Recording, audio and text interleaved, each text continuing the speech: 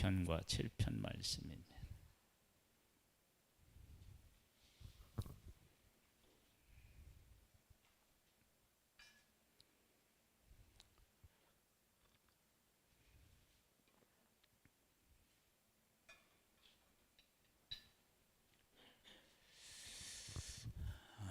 믿음이 좋다 그럴 때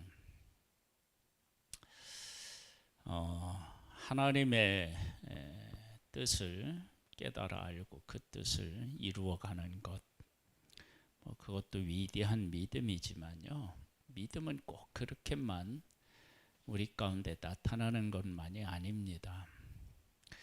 내가 잘못했을 때 누구와 함께 그 잘못을 해결해 나가느냐, 사람이 나한테 이렇게 어려움을 줄 때 그때 그 어려움을 나는 어떻게 그 문제를 해결해 나가느냐, 이런 것을 통해서도 우리의 믿음을 확인할 수 있어요.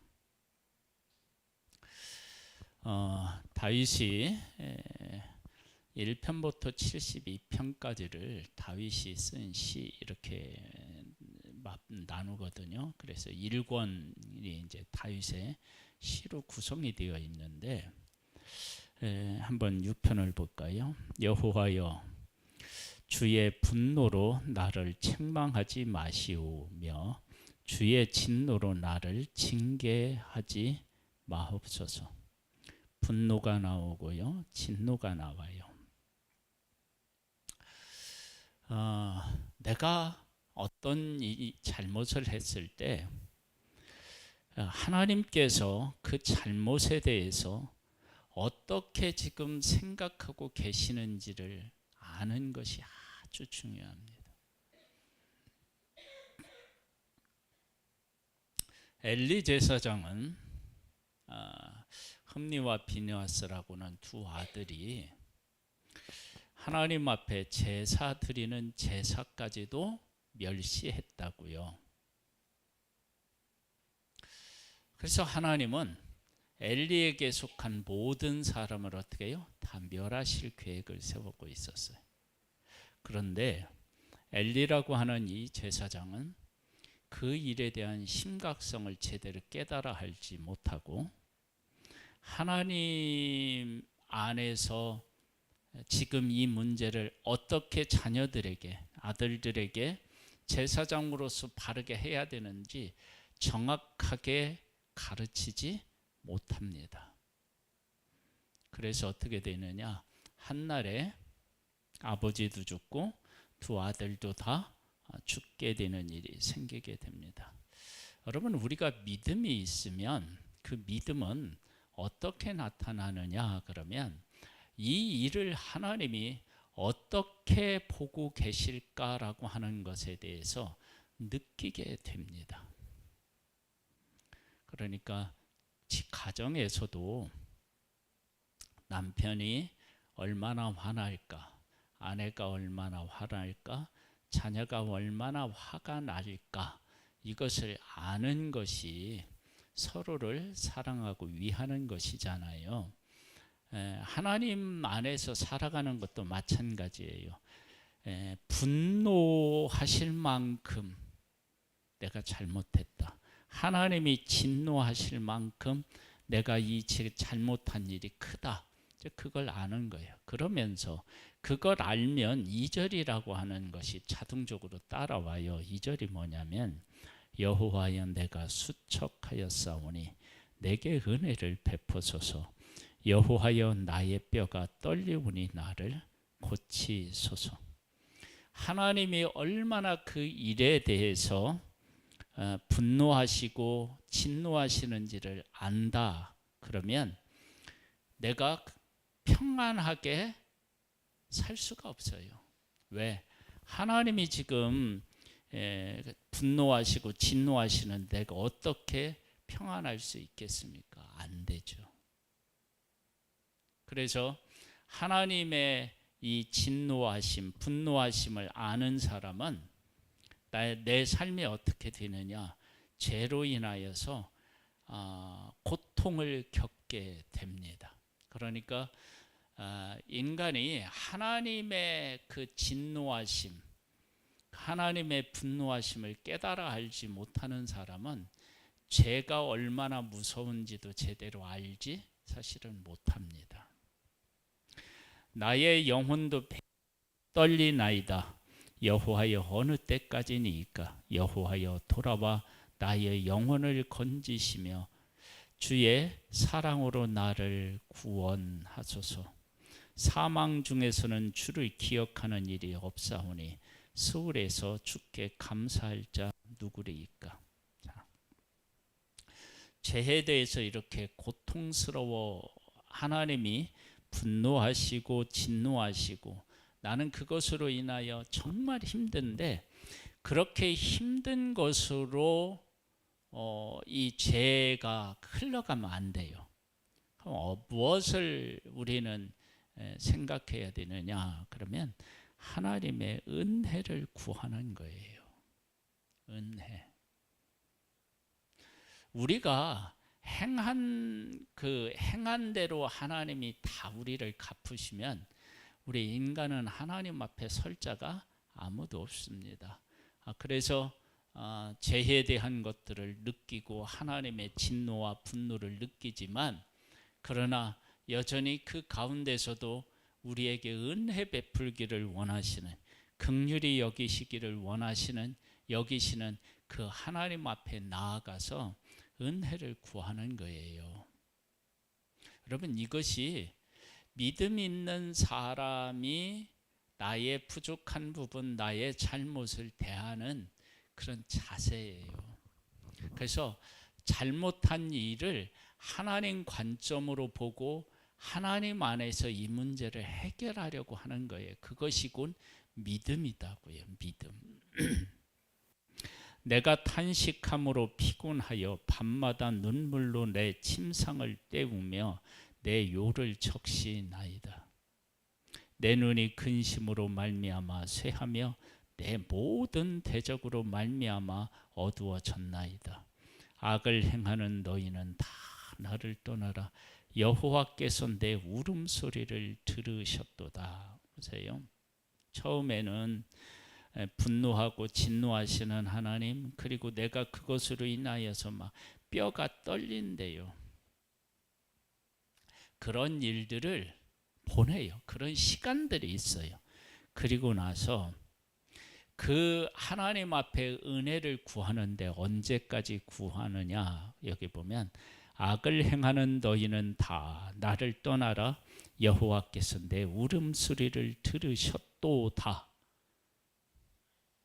하나님께서 나의 죄를 용서하시고 받아주시는 것을 경험하는 거예요. 그러면서 여호와께서 내 간구를 들으셨으며 여호와께서 내 기도를 받으시리로다. 내 모든 원수들이 부끄러움을 당하고 심히 떨미며 갑자기 부끄러워 물러가리로다.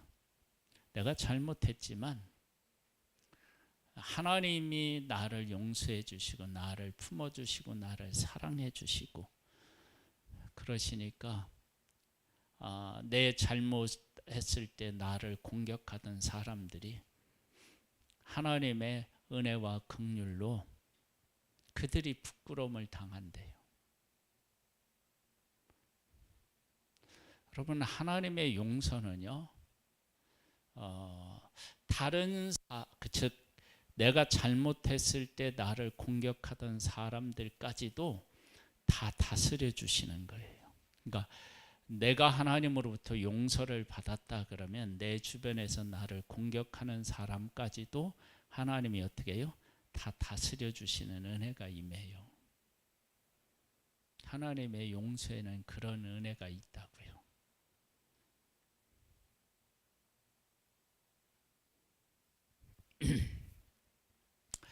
이런 은혜를 우리가 경험해야 돼요. 간음 중에서 현장에 잡혀온 여인에게 여인을 데리고 와서 그 여인과 예수님을 함께 돌로 쳐 죽이려고 했어요. 그런데 여인을 예수님이 용서하시고, 그리고 여인을 죽이고 예수님을 죽이려고 했던 사람들이 다 돌을 놓고 다 물러가요. 왜 그러느냐? 자기들의 잘못을 안 거예요.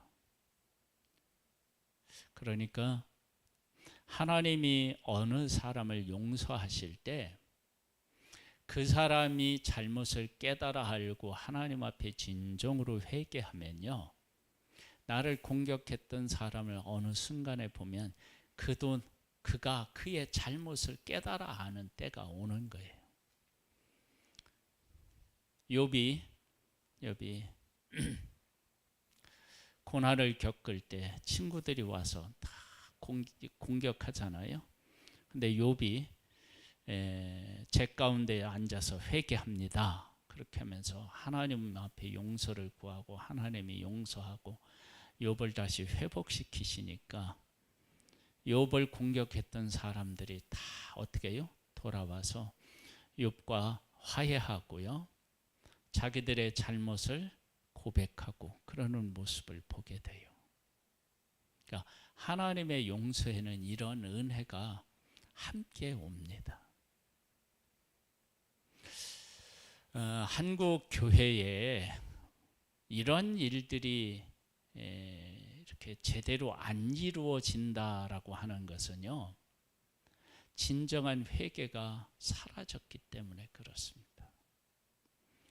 베드로는 십자가 앞에서 예수님을 부인했고 나중에는 저주까지 해요. 그런 베드로가 초대교회의 수장이 되어요. 초대교회를 이끌고 간다고요. 그 이끌고 가는 이 베드로를 누구 하나 어떻게 해요? 트집 잡지 않습니다.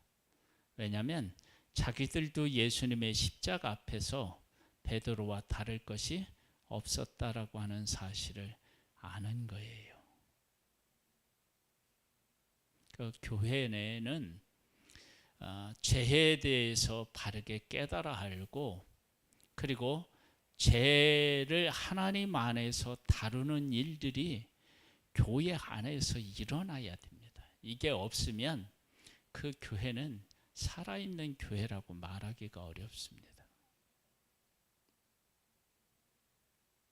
근데 하나님 안에서 여기 다윗이 분노, 진노, 그리고 그것 때문에 내가 너무너무 힘들고 막 영혼이 떨리고, 이러한 죄에 대한 고통과 아픔, 심각성을 깨달아 알고 하나님 앞에 은혜를 구할 때 하나님께서 그를 받아주셨고, 주변에 있는 사람들도 다 욥을 이제 용서하고 이해하고 함께 살아가는 것으로 회복되었다고요.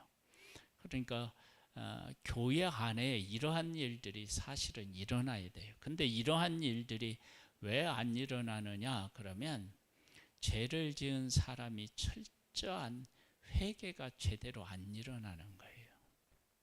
하나님이 얼마나 이 죄에 대해서 아픔을 가지고 계시는지, 분노하고 계시는지를 우리가 죄를 놓고 그 하나님의 마음을 헤아리지를 못하는 거예요. 그러니까 어떻게 되느냐?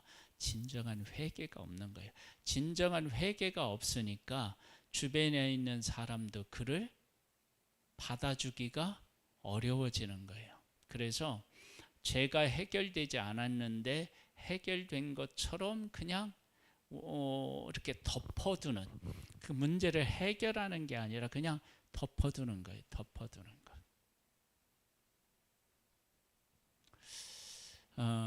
어떤 사람이 집을 짓는데 주방에 큰 수납장을 짜놔서, 그리고 어떤 사람은 싱크대도 이렇게 어디 문을 닫던가 그래갖고 샥 가릴 수 있게 해놨어.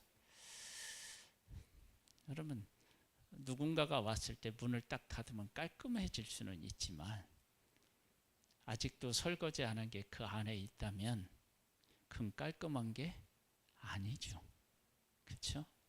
그러니까 그러한 일들이 그러니까 우리들 안에 진정으로 죄에 대한 아픔과 그 고백이 없기 때문에 용서가 제대로 안 되는 거예요. 왜냐?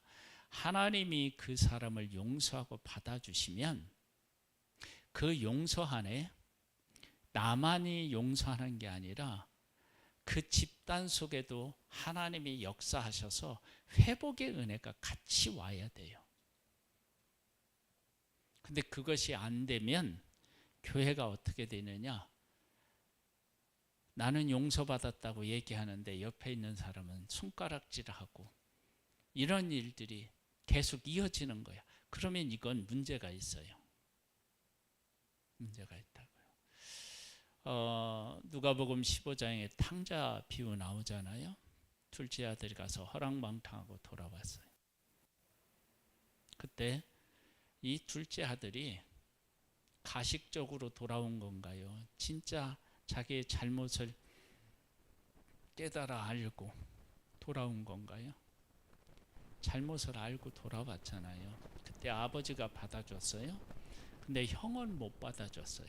그런데 그 형이 아버지의 마음처럼 동생을 용서하고 받아주기를 바라는 마음이 그 아버지가 큰아들하고의 대화 속에서 어떻게 해요? 잘 드러나죠. 그러니까 아버지는 반드시 큰아들을 자기가 둘째 아들을 어떻게 바라보고 그가 어떤 고생을 했고 그렇게 나간 것이 어떤 의미가 있는지를 설명함으로 형이 동생을 용서하도록 하나님이 하셨을 거예요. 아버지가. 7편으로 가보겠습니다.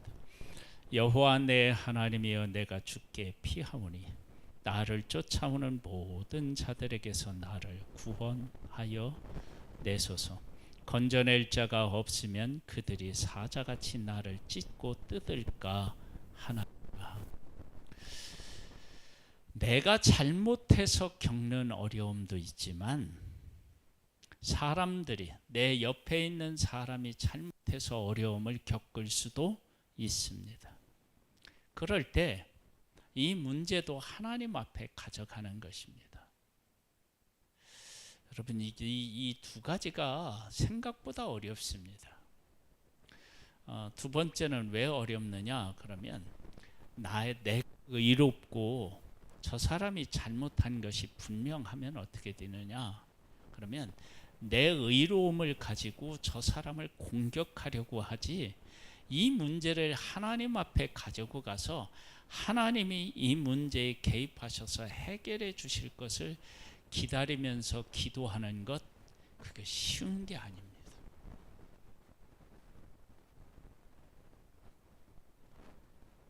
그것도 참 어렵습니다. 왜?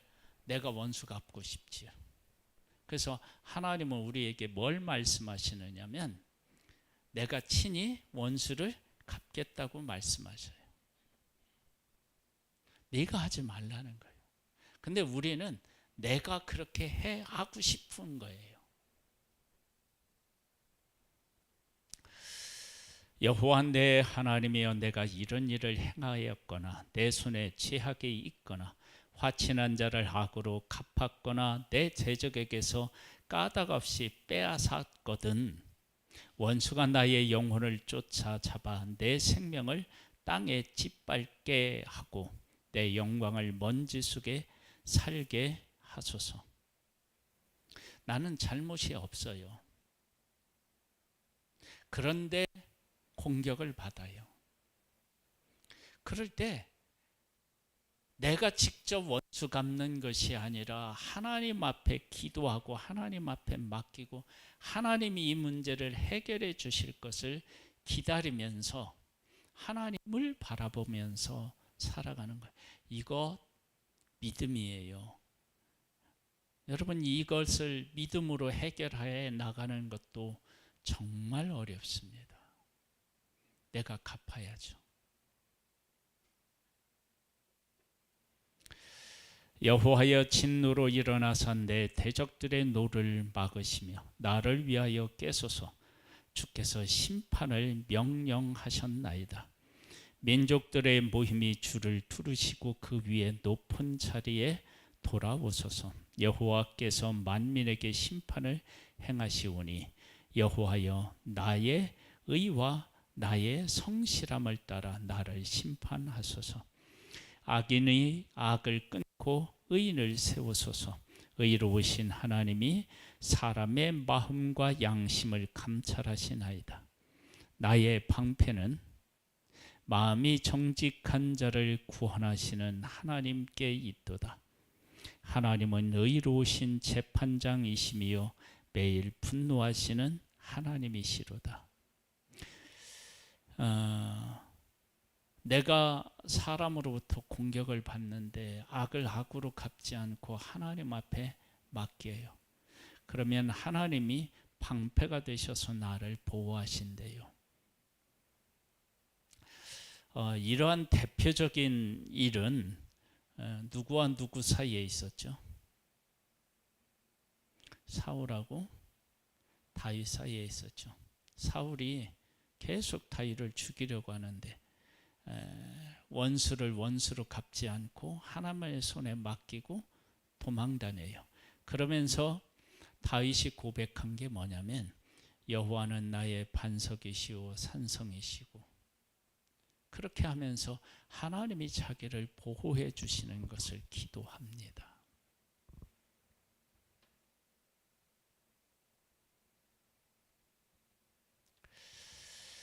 사람이 회개하지 아니하면 그가 그의 칼을 가시며 그의 활을 이미 당기어 예비하셨도다. 사람이 회개하지 않으면 사울이 다윗을 죽이려고 한 그 일을 사울이 회개했나요, 안 했나요? 성경에 안 나오죠. 회개 안 한 거예요. 그때 하나님이 어떻게 되냐면 그 사람을 어떻게 하신다고 여기 보면 그가 칼을 가시고 활을 이미 어떻게 해요? 당기셨다. 그러니까 하나님이 원수를 갚으시는 거예요. 죽일 도구를 또한 예비하시며 그가 만든 화살은 불화살들이로다. 악인이 죄악을 낳으며 재앙을 베어 거짓을 낳았도다. 그가 웅덩이를 파 만드며 제가 만든 항정에 빠졌도다. 그의 재앙은 자기 머리로 돌아가고 그의 포악은 그의 자기 정수리에 내리리로다. 내가 여호와께 그의 의를 따라 감사하며 지존하신 여호와의 이름을 찬양하리로다. 아멘. 믿음은요, 위대한 일을 이루는 것도 믿음이지만 내가 잘못해서 죄가 있을 때 그 죄의 문제를 하나님과 해결하는 것도 믿음이고요. 나는 의롭게 살지만 주변에 있는 사람이 나를 괴롭게 할 때 그 문제를 하나님과 함께 해결하고 하나님께 그 일도 맡기는 것, 그것도 위대한 믿음입니다. 우리는 보통 믿음을 어느 때만 사용하려고 하느냐 그러면 하나님 앞에서 위대한 일을 하려고 할 때 그때 막 하나님으로부터 큰 믿음을 가지고 막 그 문제를 하나님의 역사로 해결해야 하는 그런 일들에서는 믿음에 대해서 막 믿음을 막 간구하고 믿음의 역사를 이루려고 하면서 죄의 문제라든지 다른 사람이 나를 괴롭게 하는 문제에 대해서는 그렇게 하나님의 일을 열정적으로 하면서 하나님의 의를 추구하려고 했는 그런 것처럼 하나님 안에서 해결하려고 하지 않는 부분들이 있습니다. 그래서 이러한 우리들의 삶을 한번 잘 돌아보고요. 믿음은 나의 모든 삶에서 일어나는 일들을 하나님과 함께 해결해 가는 사람입니다. 잘못할 때는 은혜를 구하고요. 그리고 내가 핍박을 받을 때는 하나님께서 이 문제에 개입하여 주셔서 해결해 주시기를 바라고 나는 하나님만 바라보고 있고 그리고 내가 원수를 친히 갚지 않고 하나님께서 갚으시게 하는 것. 그것이 위대한 믿음의 한 모습입니다. 그것도 위대한 모습이에요. 우리 찬양을 드리고 말씀을 기억하면서 기도하고요. 그리고 이 나라와 이 민족을 위해서 우리 함께 기도하는 시간을 갖고 또 주일날 오후에 원우연 목사님이 오셔서 간증 집회를 합니다. 이 간증 집회를 위해서도 기도하는 시간을 갖겠습니다. 주 예수 내 맘에 들어와 계신 후